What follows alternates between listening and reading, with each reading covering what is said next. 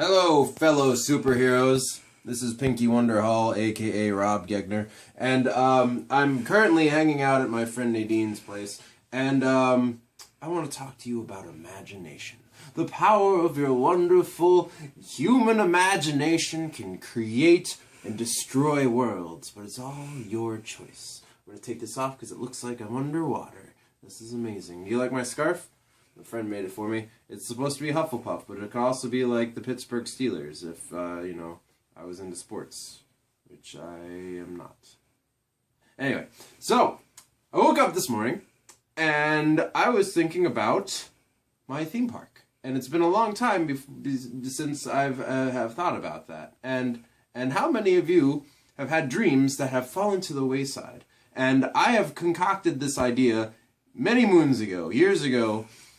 And it's a leadership theme park. And I used to talk about it all the time, and then, you know, life happens, and you forget about such things. So it's called Leaderland, and it's the world's first self-development and leadership theme park.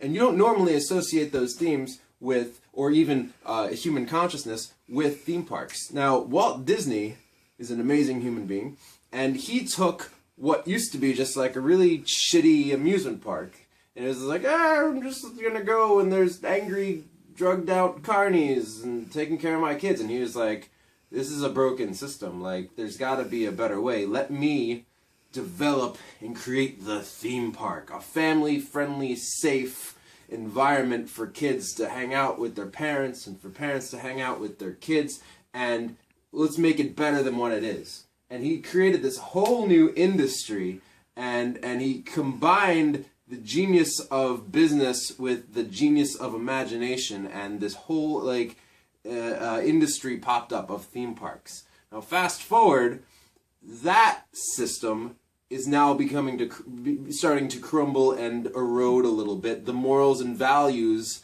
that Walt Disney stood for are slowly beginning to fade away in the light of consumerism, corporatism, big money, greed. There's nothing wrong with theme parks. There's nothing wrong with Disney World. I've been there like 7 times in my life, and I still want to go there. I want to get an annual pass and go there a lot. But there's still certain things that it doesn't address. It's still all about the money. There's a couple rides back in the day that are still around that, yes, they're... So I'm eating the most delicious black bean soup that I've ever created. It is just really, really simple. I just took a whole can of black beans and separated it. I blended up part of it, and the other part I left the whole beans in, and then with the blended in beans I added just some mushrooms, and then chopped up some mushrooms and put it in there, and also used veggie stock. It is so good, and also like put some no salt seasoning in there. Oh, it's so good. And I'm watching a documentary about the Bermuda Triangle. Do you like my hair? I think I'm gonna keep it this way. Hey, are you okay? So yeah, sorry about the last video that got cut off. I got really into my speech because my phone was bloop, bloop, bloop. My phone was too full with stuff. So maybe I can continue my rant about imagination in my theme park a little later on. Right now I just really just want to enjoy my soup and relax, and then later on get more stuff done. And I'm going to yoga later with Courtney. That will be fun. Good times. Okay. So I'm making a little stir fry before I go to yoga at 7:30, something like that. So I'm just cooking up some rice, and then this is a bunch of root vegetables and some frozen kale. I'm making that, and then I go to yoga later. I'm driving around here. Houston's got 6 million people. She's looking at me. She's looking at your food. You're such a sweet puppy. Yeah. Ow! Oh, that didn't hurt.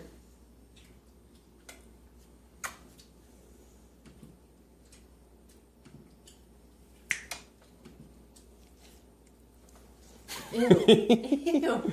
Stop. It's not my booby. That hurt. So rude.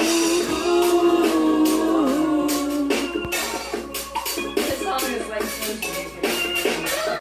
That girl. No matter what you say, lay that girl. We'll be a family. Why you gotta be so rude?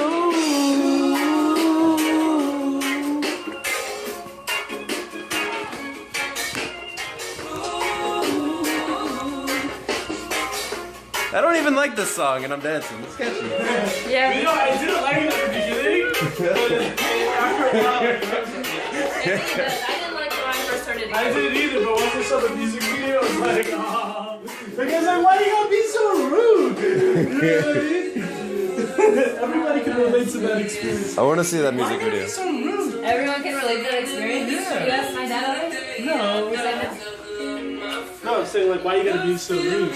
Like, just like in general, like you don't understand people. You're like, why are you gonna be so rude? Like, why can't you just say no instead of like, be an asshole?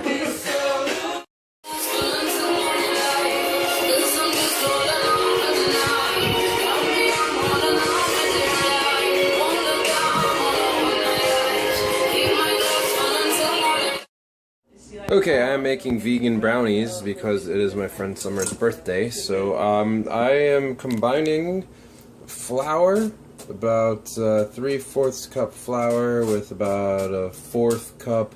I'm using carrot powder, but you can use cocoa powder. And then about 1/3 tablespoon baking powder. I'll just sift them into a bowl because usually they get all like clumpy, so you gotta sift them into a bowl. Okay, good. Okay, so let's look how nice that looks. Okay. Add 1 cup cane sugar. Okay, so I decided to put a short hiatus on my brownie making, and we're actually out for Summer's birthday. Summer. Hey, happy birthday to me. And she wanted to go to a hookah bar. Yeah, we're at Falafel restaurant with hookah bars. Hookah machines. Yeah. Hookah machines. Even though she doesn't smoke hookah, she wanted to be around the experience of hookah. Cool. So, I know that I've said that I'm going to try not to do a lot of salt or oil, but I think it's so hard for me because I feel like I'm almost like addicted to it. So when I was giving up meat, for me was relatively easy. I kind of was like, all right, I'm done with meat. But dairy, I was never a big milk drinker. But melted cheese, specifically on pizzas, sushi, and salmon and eggs were a big deal. It took me a while for me to give them up. I wanted to give them up consciously, but it took me a while. So I feel like I definitely eventually do want to cut salt, overt oils, and fats out of my diet. But I feel like I'm having a hard time because obviously they're a little addicting, you know, just kind of like cheeses. Even though oils don't have casomorphins like cheese, that makes it addictive. But I don't know. It's just I'm having trouble giving it up. So I'm at a falafel place. We're celebrating Summer's birthday. Amir's here. Ordered some hummus, falafel sandwich, pita. You know, enjoying myself. We're getting a hookah soon. I should have brought bananagrams so we could have played bananagrams. It's like my favorite game. That's awesome. So I don't know, just celebrating. So I don't know. Eventually, like I said, I do want to give up oils and salts, but for now, just enjoying myself. All right.